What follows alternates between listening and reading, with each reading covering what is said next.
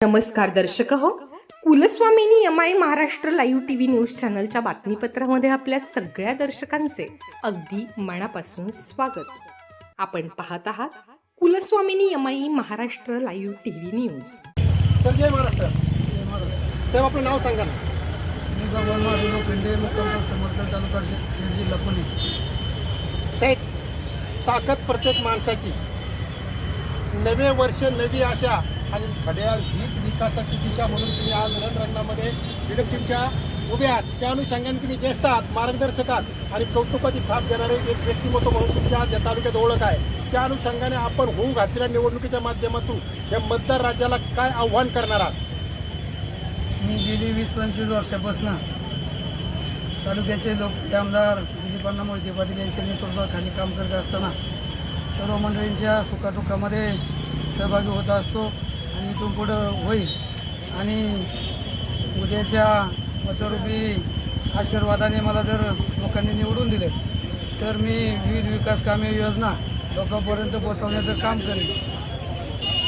साहेब, आपण जनासाठी उभे आहेत, म्हणजे आपली उमेदवारी अर्ज जनासाठी आहे का जिल्हा परिषदसाठी आहे?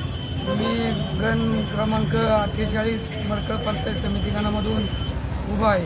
राष्ट्रवादी काँग्रेस या पक्षाकडून मी उमेदवारी अर्ज दाखल केलेला आहे. साहेब, कृषीप्रधान देशामध्ये काळ्याची सेवा करणारे शेतकरी किती खातात खसता पण त्यांना सापडत नाही प्रगतीचा रस्ता. आणि तुम्ही एक शेतकरी कुटुंबामध्ये जन्माला आलेले एक प्रगतीत शेतकरी आहात. तर त्या अनुषंगाने या शेतकऱ्यांना दिलासा देण्यासाठी मालाला हमीभाव मिळण्यासाठी तुमची कायदेशीर किंवा एक पुढली वाटचाल कशा पद्धतीने असणार आहे? मी शेतकरी मंडळींना हमीभाव देण्यासाठी विविध प्रकारचे आंदोलन, त्याचप्रमाणे उपोषण करून त्या माध्यमातून शेतकऱ्यांना न्याय देण्याचं काम करेन आणि त्यांच्या शेतकऱ्यांसाठी अहोरात्र त्यांच्या हितासाठी झटण्याचा प्रयत्न करेन. साहेब, सर्व घटकांना बरोबर घेऊन करत म्हणतात ऐकायला ओळख देणारे एक व्यक्तिमत्व म्हणून तुमच्या ओळख आहे. तर तुम्ही आज उद्या होऊ घातलेल्या या निवडणुकीच्या माध्यमातून काय केलेले उंबरठ्यावरती उभे राहिलेले आहेत आणि सर्व मायबाप जनतेचं एक स्वप्न तुमचं साकार होईल.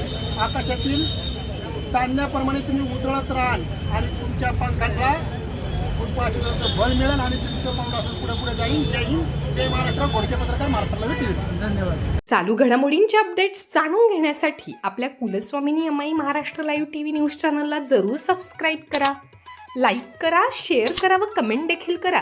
बेल आयकॉनवर प्रेस करा व नोटिफिकेशन्स मिळवा. पाहत रहा फक्त Kulswamini MI. Maharashtra live TV news.